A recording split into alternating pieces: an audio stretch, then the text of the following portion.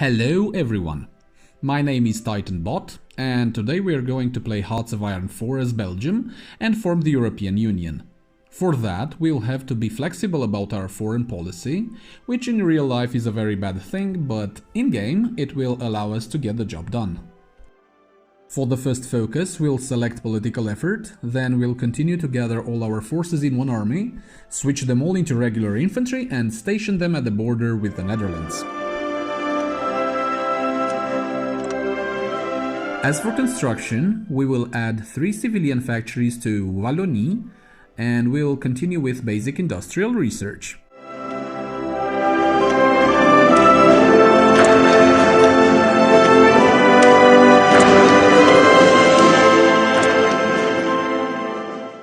We also have 2 unused military factories, which we'll put to work to make more infantry equipment. We'll also have to assign our only general to the army, speed up the game and unpause.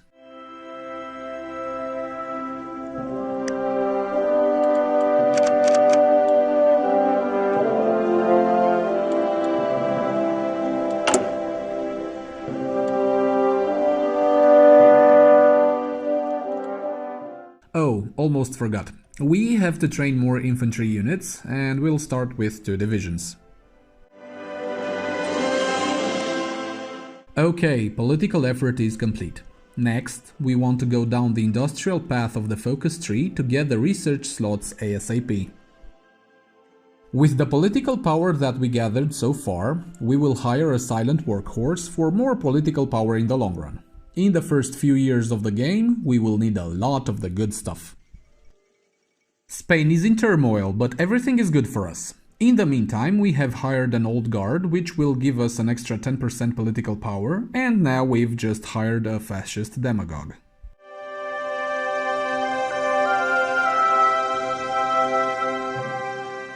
We're transitioning to fascist for a few years in order to join the Axis and beat up the French together with the Germans and the Italians. We kinda have to do it, and honestly I would rather not, but if we stay democratic, we will just get stomped by the Germans in 1939 when the showdown begins.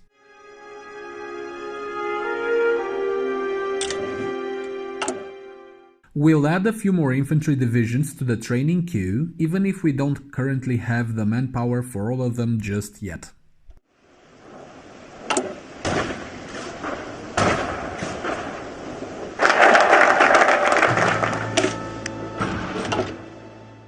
We're going to get the focus for our 4th research slot and wait a bit until the basic transport ship is researched.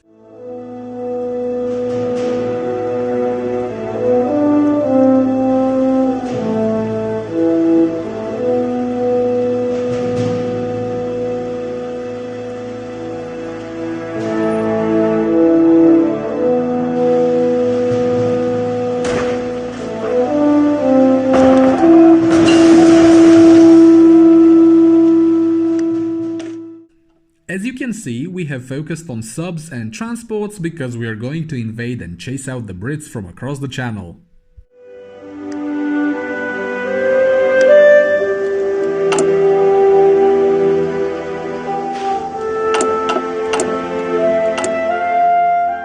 Since we're having a bit more than 50% fascist support in the country, we'll do the referendum. Alright, we are now fascists and the 4th research slot is available. We are pausing a bit to meddle with the fate of the world for a few moments and spend the 200 political power we have banked up. In order to avoid Britain guaranteeing everybody, we will have to make sure that our war goals are finishing up roughly at the same time. So, for that, we will start a war goal justification against the Dutch, then another one against Luxembourg. We'll then cancel the war goal we just started against the Netherlands, and we'll start it again. I'm sure you'll say, but TitanBot, you just spent 60 political power on nothing. That's true from a certain perspective, but it's also true that we are really in no shape to fight Britain right now. Also, we are not allied with the Germans just yet, so we cannot call them in to help out. Also, if we would have joined the Axis, then surely our target would have get guaranteed, and that's exactly what we wanted to avoid. We'll fix our current manpower issues through the militarism focus, and since our industry will not be even remotely comparable to the German one later on, we will stick to an infantry army, so we will also go with the mass assault doctrine. Honestly, I'm not a fan of exploits or other gimmicks, so in this playthrough we will just plainly beat up everybody in Europe.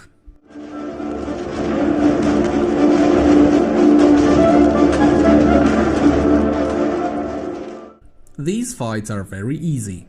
After we are done with Luxembourg, we'll then redeploy these troops to the Dutch front and get them quickly on their knees.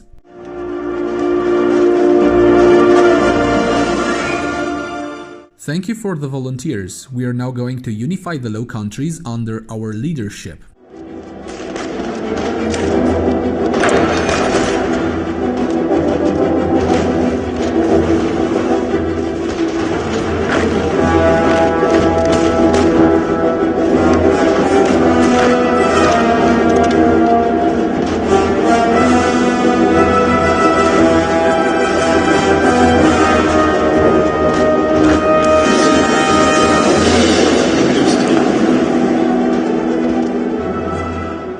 In the peace conference, we will take the Dutch and Luxembourgese lands directly and puppet the Dutch East Indies.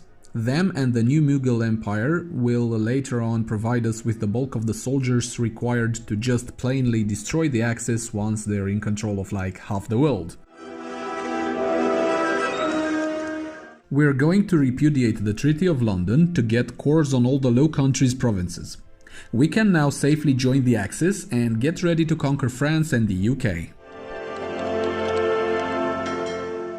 Alright, the regular stuff with Poland is happening. Poland unfortunately doesn't stand a chance, and most of the French army will move down from our border to the Maginot Line and the Italian border, not even thinking that they're going to be conquered by us. We're going to be more gentle than the Germans, promise.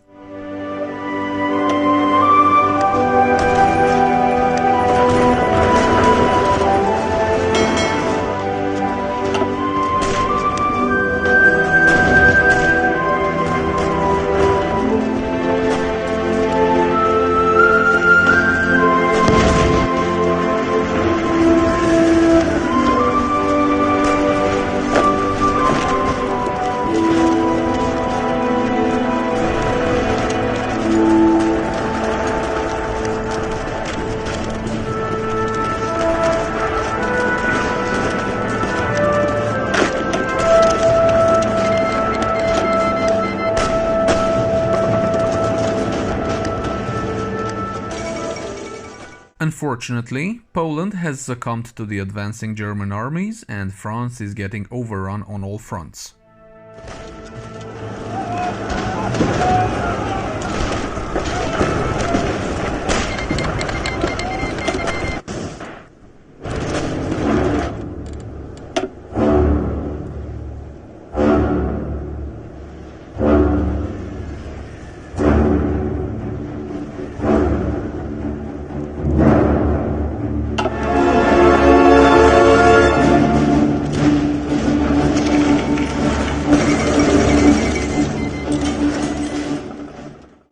Excellent. The French surrendered and we have landed a few divisions in Britain.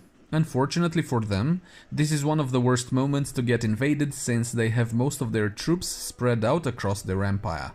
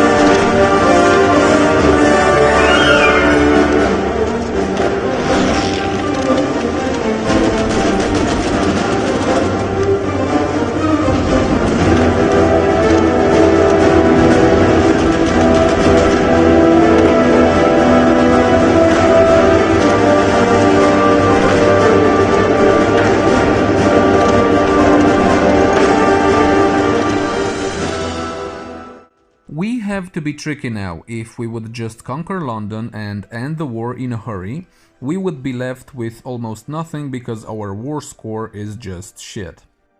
In order to maximize our gains, we will involve our troops in the colonial wars of Africa, where we will assist the Italians against Free France and what's left of the British Empire.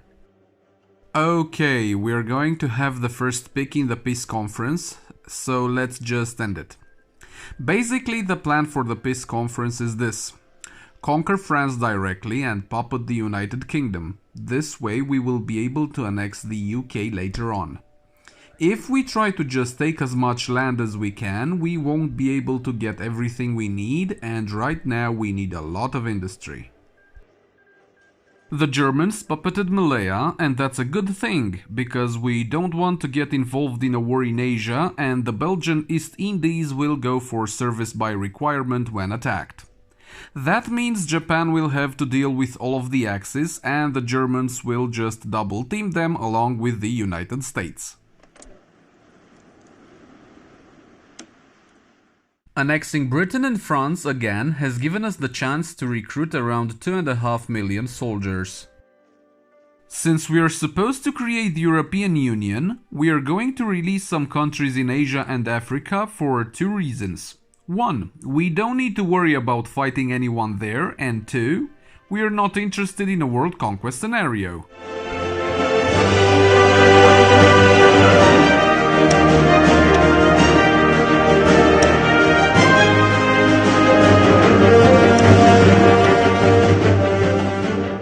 We didn't get involved in the war against the Russians or the Japanese because we wanted to go to war against the strongest Germany possible. And we want to beat Hitler with a very long stick until he starts sniveling and he says that he's sorry for everything he did. As you just saw, we have hired a democratic reformer and justified the war goal against Hungary. Why Hungary, you may ask? Well, it's because it was providing the shortest justification time compared to Italy, Germany or Spain. Once we have the war goal, we'll immediately declare war and wait for Hungary to call everyone in. Our battle strategy will be to hold on to the southern front, where the Spaniards will relentlessly attack, do a classic push with all our tanks and heavy infantry against the northern Germany, because it's plains, and take out Italy fast with naval invasions against their victory points.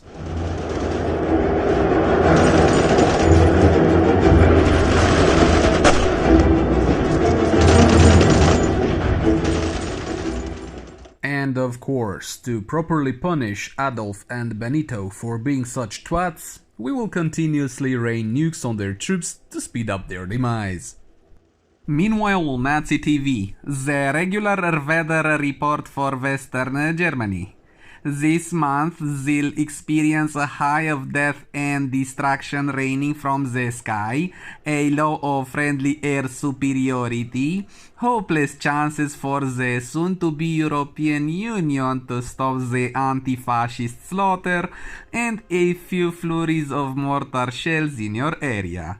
We advise you to stay indoors as the temperatures are expected to soar from all them explosions. The good news from all this bad weather is that a front of liberty and freedom air is moving in from the Benelux area. Stay tuned for more weather updates as we follow the situation progress. Thank you!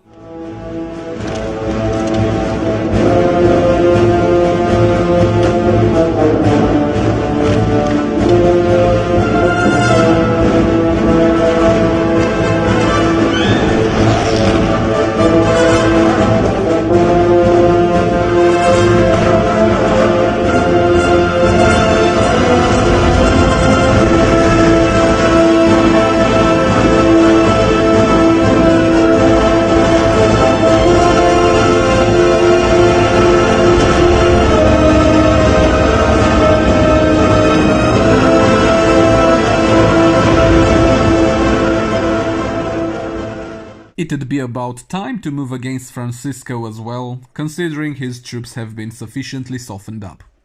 Because he wasn't as bad as Hitler, we're going to use our tactical arsenal lightly against his forces.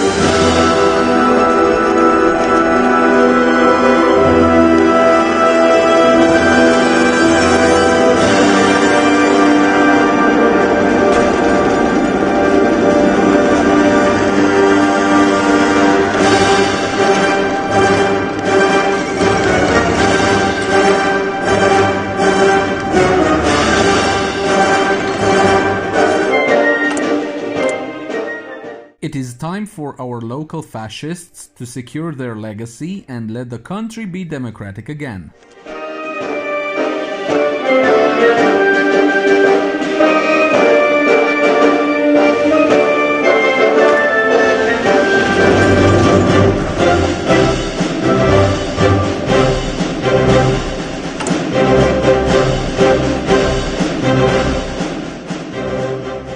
We're now able to realize European ambitions and form the European Union.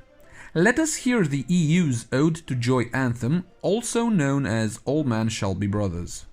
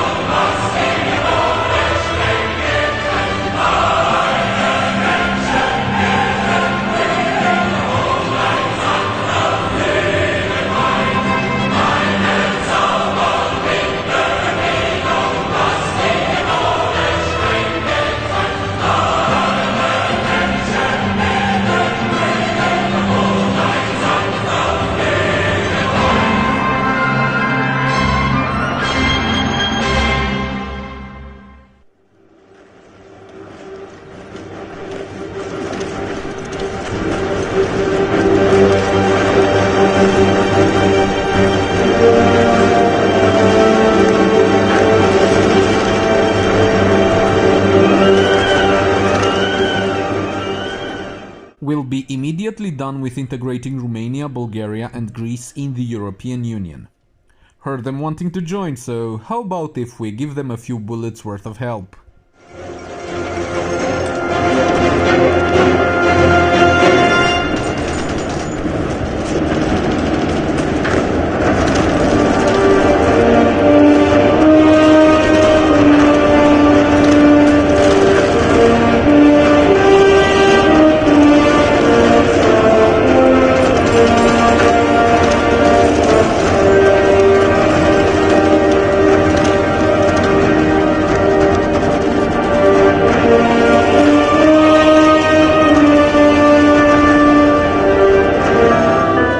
Also heard the Turks want to join the Eurozone. Sure, why not? Let's commence the negotiations and facilitate Turkey's accession to the European Union by the use of a few well-placed tactical arguments over the Bosphorus, basically helping the negotiation team to reach Ankara a bit faster than expected.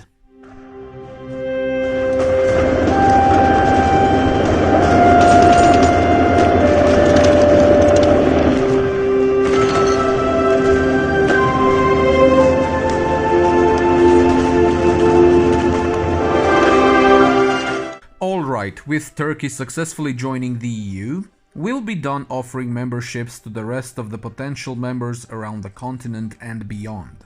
So, with this done, we will be ending our foray in the world affairs as Belgium here. I hope you enjoyed the video. If you did, please like, share and subscribe. Thanks for watching. Bye bye.